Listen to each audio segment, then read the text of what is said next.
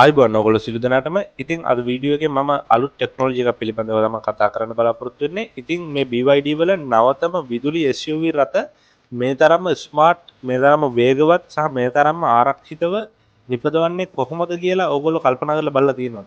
ඉතින් මේ සියල්ලටම ප්‍රධානතම හේතුව තමයි මේකේ යූස් කරන YesiFang platform එක. ඒක අපි E4 platform කියලා හඳුන්වනවා. ඉතින් අද වීඩියෝ එකෙන් අපි මේ E4 platform ගැන කතා කරමු.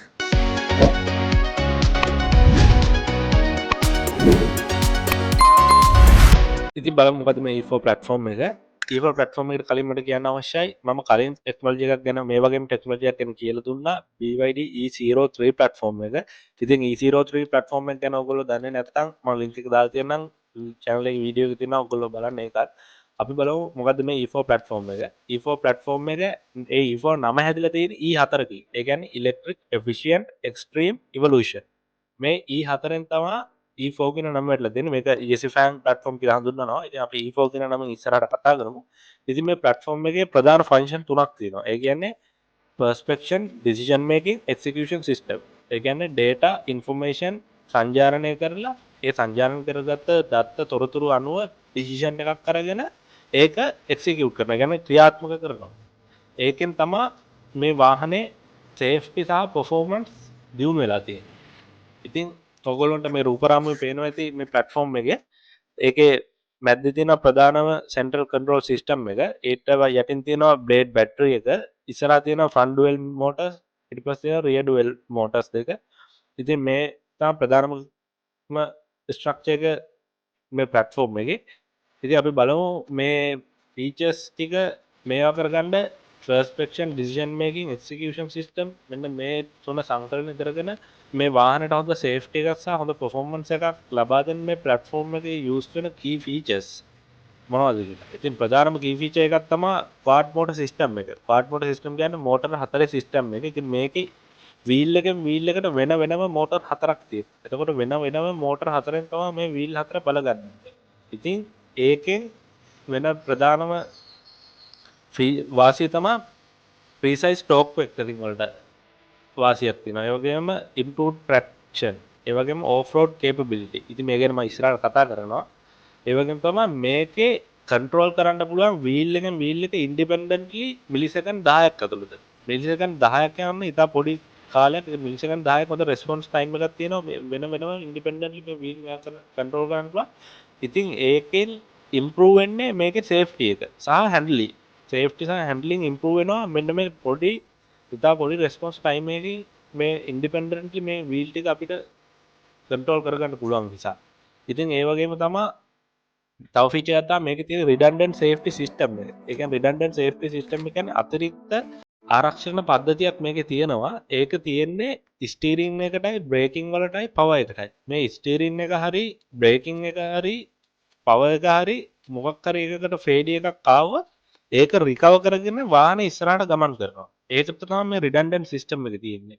ඉතින් ඒකත් මේ platform එකේ තියෙන ප්‍රධාන වාසිය. ඒ වගේම තමයි මේකේ එක මෝටර එකක්. මේ මෝටර හතරෙන් එක මෝටර සිස්ටම් එකක් ෆේල් වුණොත් අනිත් කම්පෝනන්ට් අනිත් මෝටර වලින් මේක වැඩ කරනවා. වැඩ කරලා මේක ඒ කියන්නේ මේකට මෙයා සොලියුෂන් නැද්ද? ඒ කියන්නේ ඒක කියන්නේ ෆේල් ඔපරේෂනල් සේෆ්ටි ඩිසයින් එකක් මේකේ තියෙන්නේ. ඉතින් ඒ කියන්නේ මේකේ ඔයගොල්ලෝ රූපරාමුවේ පේනවා ඇති මේ වෙහිකල් එකේ අපි බලමු වම් පැත්තේ ඉස්සරහා වම් පැත්තේ රෝදේ ඒ මෝටර එක ෆේල් වෙනවා. එතකොට අනිත් මෝටර් තුන වැඩ කරන විදිහ ඔයගොල්ලෝ රූපරාමයෙන් පේනවා. ඉතින් ඔතන තියෙනවා ටෝක් වෙක්ටරින් පිළිබඳව. ඔයගොල්ලන්ට අදහසක් ගන්න පුළුවන්. ඉතින් ඒ වම් පැත්තේ පිටිපස්සේ ටයර් එකකින් ලොකු ටෝක් ඒ ටෝක් වෙක්ටරින් එක හයි ටෝක් වෙක්ටරින් එකක් ඉස්සරහට ලබා දෙනවා. ඒ වගේම අනිත් පැත්තේ රෝද දෙක පිටිපස්සේ අනිත් පැත්තේ පිටිපස්සේ වෙක්ටර් එකට වැඩිය අඩු වෙක්ටර් එකක් දෙන්නේ ටෝක් වෙක්ටර් එකක් දෙන්නේ. ඒක සමානව ටෝක් එකක් ඉස්සරහට දෙනවා. ඒතර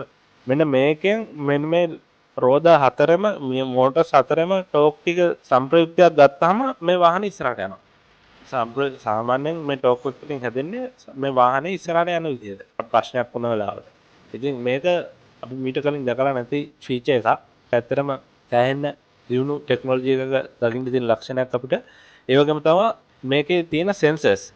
මොකද මේකේ සෙන්සර්ස් තමයි තව විශාල ලොකු කාර්යභාරයක් ඉටු කරන්නේ. මොකද මේ වාහනේ වටපිටාව පිළිබඳ වාහනේ ඇතුළත සහ වටපිටාව පරිසරය වටපිටාව එන්වයරන්මන්ට් එක පිළිබඳව හොඳ අයිඩියා එකක් හොඳ නොලෙජ් එකක් ලබා දෙන ප්‍රධානම කම්පොනන්ට් එක තමයි අපේ සෙන්සර්ස් කියන්නේ.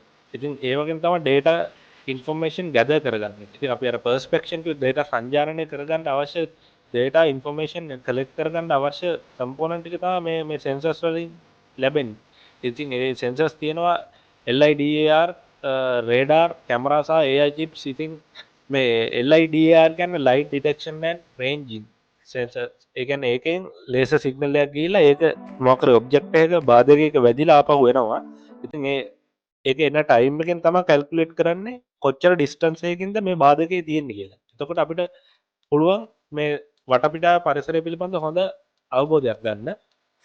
ඉතින් මේ සෙන්සර්ස් ගැන කතා කරද්දී ඔටෝ පයිලට් මෝඩ් එක අනිවාර්යයෙන්ම කතා කළ යුතු දෙයක්. ඉතින් ඔටෝ පයිලට් මෝඩ් එක කියන්නේ ඩ්‍රයිවර් කෙනෙක් නැතුව අපිට වාහනේ ගමන් කරන්න, වාහනේ පාක් කරන්න පුළුවන්. ඉතින් ඒ දේවල් කරන්න වටේ පරිසරය පිළිබඳ හොඳ නොලෙජ් එකක්, හොඳ අවබෝධයක් තියෙන්න ඕනේ. මොනවද තියෙන බාධක, මොනවද අපිට යන්න පුළුවන් ඔප්ටිමම් සොලියුෂන් එක. ඉතින් අපිට සමහර විට අපි ගන්න ඩිසිෂන් එකට වැඩිය හොඳම ඔප්ටිමම් සොලියුෂන් එකක් මේ සෙන්සර්ස් වලින් ගන්න ඩේටා වලින් අපිට ලබා දෙනවා. ඉතින් අපිට ස්පාර්ක් කරන්න අපහසු තැන් වලත් මේ සෙන්සර්ස් වලින් යූස් කරන ඩේටා වලින් අපිට මේ වාහනේ ඔටෝ පයිලට් මෝඩ් එකේ පාක් කරගන්න පුළුවන්. ඒක ලොකු වැදගත්කමක්. ඉතින් ඔයගොල්ලන්ට ඒක තේරෙන්න ඇති සෙන්සර් පිළිබඳව. ඉතින් සෙන්සර් වලින් සෑහෙන ලොකු කාර්යභාරයක් ඉටු කරනවා. ඒ වගේම තමයි මේකේ ප්‍රීමියම් සහ ඕෆ් රෝඩ් මොඩල්ස් වලට හොඳ ඇඩැප්ටබිලිටි එකක් තියෙනවා මේ ප්ලැට්ෆෝම් එක. ඉතින් මේක යූස් වෙනවා ලක්ෂරි SUVs වල සහ ඕෆ් රෝඩ් වාහන වල සහ හයි පර්ෆෝමන්ස් වෙහිකල් වල මේක යූස් වෙනවා. ඉතින් ඒ වෙහිකල් වලට අදාළ වෙන විදිහට තමයි මෙන්න මේ වෙහිකල් වලට E03 platform එකට වැඩි E4 platform එක තමයි මේ luxury SUV වලට off road වලට සහ high performance vehicle වලට ගොඩක්ම ප්‍රීමියම් සොලියුෂන් එකක් විදිහට තියෙන. ඉතින් මේකේ තියෙන තව ලස්සන ෆීචර්ස් දෙකක් තියෙනවා tank turn සහ crab walk එක. tank turns කියන්නේ rotating in place. ඒ කියන්නේ වාහනේ එතනම තියෙන තැනම rotate කරගන්න පුළුවන්. move වෙන්නේ නැතුව එතනම rotate කරගන්න පුළුවන්. ඒකට tank turns කියලා කියනවා. ඒ වගේම crab walk එක. crab walk කියන්නේ අපි අර කකුළු ගමන කියලා කියන්නේ. ඇලයට ගමන් කිරීම. ඉතින් ඒකත් අපි මීට කලින් එක්ස්පීරියන්ස් කරලා නැති ෆීචර්ස් දෙකක් මේක. ඉතින් ඒක හරි ඇත්තටම ලස්සන ෆීචර්ස් දෙකක්. ඉතින් මේක මේ E4 platform එකේ තියෙන sample vehicle ටික තමයි example real world එකේ තියෙන example vehicle ටික තමයි Denza N7, Denza N9, අනිත් එක Yangwang U8, Yangwang U9. මේ vehicle ටිකේ මෙන්න මේ E4 platform එකේ තියෙනවා. ඉතින් මේවා ඇත්තටම luxury SUV සහ off road category වලට වැටෙන වාහන. ඉතින් මේ ටික තමයි E4 platform එක ගැන මට ඕගොල්ලන්ට කියන්න තියෙන්නේ. ඉතින් ඕගොල්ලෝ මොකක්ද හිතන්නේ මේ E4 platform එක ගැන? ඕගොල්ලෝගේ අදහස් කමෙන්ට් එකකින් දාන්න. ඉතින් අද වීඩියෝ එක මම මෙතනින් නවත්තනවා. ඕගොල්ලෝ මොකටම ගොඩාක් ස්තුතියි. ආයිබෝවන්.